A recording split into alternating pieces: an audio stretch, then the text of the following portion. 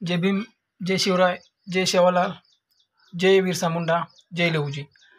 तर व्हिडिओ बनवण्याचा मुद्दा असा आहे, आमच्या मोजे माहोरा येथे सकल आदिवासी समाजाच्या बांधवांनी माहोरा गावामध्ये प्रथमच आद्य क्रांतिकारक बिरसा मुंडा यांची जयंती आज